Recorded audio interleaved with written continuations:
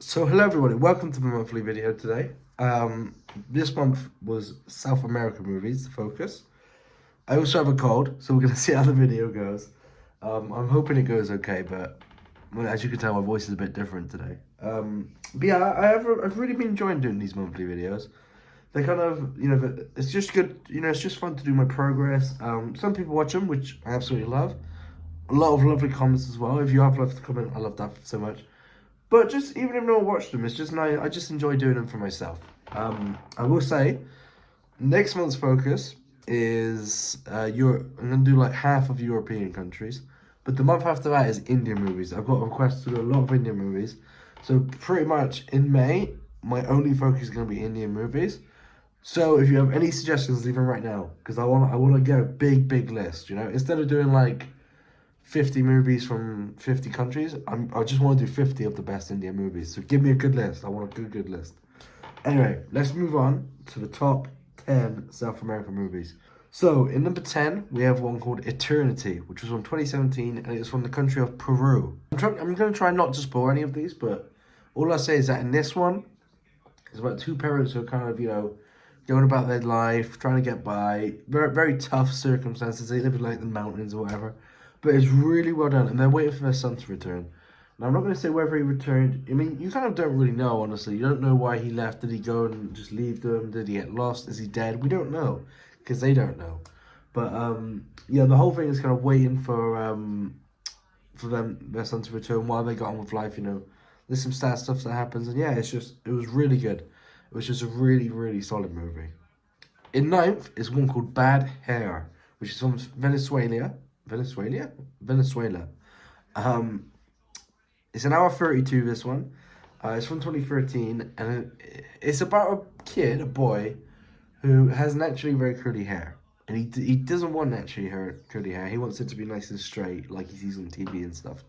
So it's about him trying to do that, and as you can imagine, some of his family members, some people, they don't like that. They kind of accuse it of being a bit like they're a bit homophobic about it, even though he might not even be gay.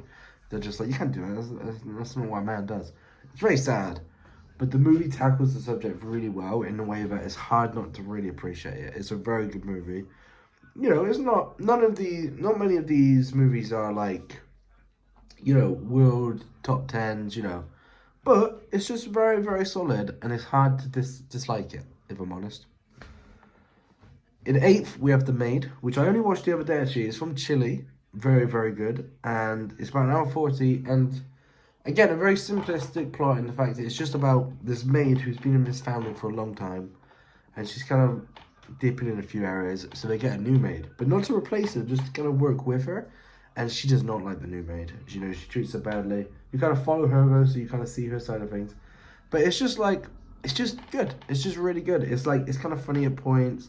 You meet the family. It's just like, it's just very well done, and it ends in a way. I like movies that don't kind of have this definitive ending. It doesn't wrap up all. It doesn't resolve everything. It's just kind of like, oh, this is how it ended, and I love those kind of movies. And this one is kind of one of those.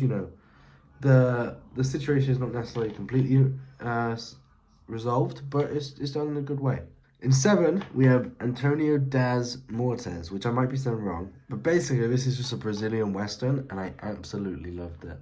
Like, I loved it so much afterwards, I tried to find some other Brazilian Westerns, and I couldn't really find any that kind of felt right, but this was really good. Like, I watched it towards the start of the month, and I really didn't see anything topping this. Stuff did, because, this is in seventh, but, like, it was just so great. And, like, there was some bits that are just like they felt like a typical western, which is there's a familiarity to it. But there was stuff that was like, oh, it's a bit different. Maybe like musical choices or just the way the story was told. There was some bits where I was like, it didn't feel just like a normal western. It felt like a Brazilian western, and I loved it. It was very good. In six is one that I really didn't think would get this high. It is one called Seven Boxes. Okay, it's from Paraguay. You hear that? I just started her at Bluey time, so she's hopefully gonna be occupied. But she she does love the camera, so we'll see. You okay, Ava? Yeah?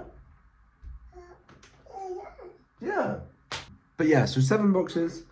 It's very good. It's about this boy who he doesn't have much money, and he's kind of like a delivery driver of sorts. Not a delivery driver. He rides he uses a wheelbarrow, but he gets asked to deliver these 7 boxes of stuff. You don't know what's in the boxes. He just gets asked to deliver them. And in return, the money he would get from it would be enough to get like a phone or whatever he wants, which, you know, you can't say no to that. However, in taking up this request, this mission, it leads him on a very interesting path. You know, a lot of crime, a lot of interesting things. And I won't spoil what happens, but I was very satisfied with where it went, and also with how the action and the tension and the location was shown. And yeah, it was enjoyable. Again, like everyone on this list, it might not be, you know, a 5 out of 5, but it's definitely more than a 3. You know, it's definitely just a really solid watch. It's the movie you finish and go like, wow, that was really good. And this is one of them. So in 5th place is City of God. Now, let's be honest here. No surprises. City of God is probably the best movie on this list. It probably deserves to be number 1. I've seen it before, so this time was second time watching it. But it's just flawless. It's just really good. I will say my favourite bit, there's a character who dies, and there's a song that plays, and it's just so good. It's also in the movie Central Station, but it's just like I can't even make it, but like the song is one of the best songs ever. I love the song. But yes, City of God is just, it's hard to even describe how good it is. It probably should be on top of the list, like I said. The reason it's not there is because of how raved about it is. It's kind of like doing like a best 70s movie and putting Jaws there. It's like, well, obviously that's there. I'm trying to, like, you know, bump up the ones that are a bit more of a surprise, if that makes sense. But City of God is amazing. In 4th is Wild Tales, which I've seen again, but that's another one I watched before. It's from Argentina, and it's an anthology story, and I love anthology stories. The thing about this one though is each story is like genuinely different. A lot of anthology stories, you know, they're all horror, or they're all this and all that. This one is like, there's an action one, there's a romance, there's a betrayal, and like a crime one. And each one is genuinely just done so well.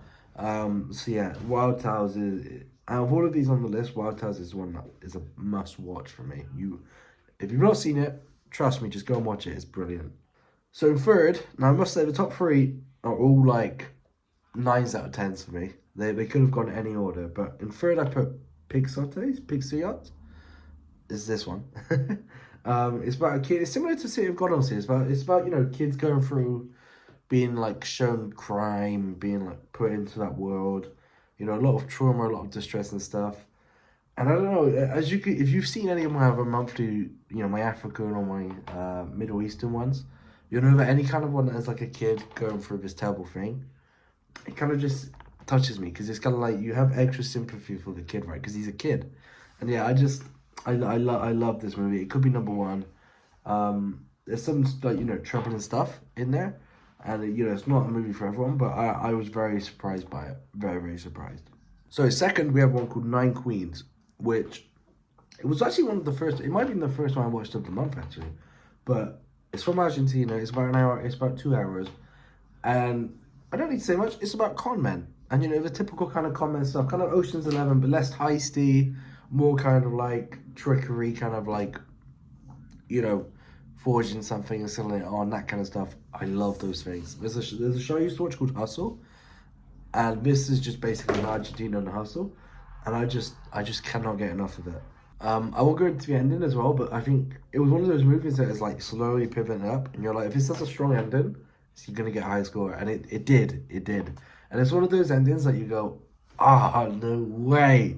So yeah, I absolutely loved Nine Queens, and out of all the movies on the list, it is by far the one I'm most likely to watch again soon. Like I might watch it again soon. Honestly, it was very good. However, it is not number 1, because number 1 is one called The Secret in Their Eyes. Now, if there's anything I love better than a con movie, it's like a murder mystery kind of serial killer movie. I.e. Zodiac. I.e. you know, like Seven. I.e. Memories of Murder. I love Memories of Murder. And this, I think, is right up there with me in that pile. There's like some stuff it does a bit differently, which I really appreciated. Like there's one bit where they go to a folk match to find the suspect. And also, without spoiling much, there's a couple time jumps which I think really add to it. And the end, oh my god, the ending is unreal. The ending's kind of like quite dark. But yeah, it's just really good, and it blew me away. It really took me by surprise. It's only like 2 hours 10, I think, and it just goes so quickly. If you like Seven, if you like Zodiac, if you like Memories of Murder, or any kind of thing like that, you definitely need to watch this movie. It's my number one by far, and yeah, it's been a great month. Big shout out to South African movies. Big shout outs to my sore throat. I don't know how it's gonna sound. It might be honestly, it might be one of those like really annoying things that people have, where it's just like, oh, it's not like some people hate this sound. But I'm sorry. I wanted to do my video. I barely got through it. But yeah, South American, very very good top 10 list. Here's my South American map. It within my world map, and yeah, next month is the European countries, or at least half of them, and then after that is gonna be Indian movies. So yeah, going well so far. I've also been doing my decades each month. This month was 1940s, big, exactly what I thought it'd be. I really enjoyed them. Next month was 1950s, which I'm very excited for. But yeah, other than that though, I have been James. This has been my March roundup, my South American top 10. And yeah, I've been James. I'll see you next month. Bye.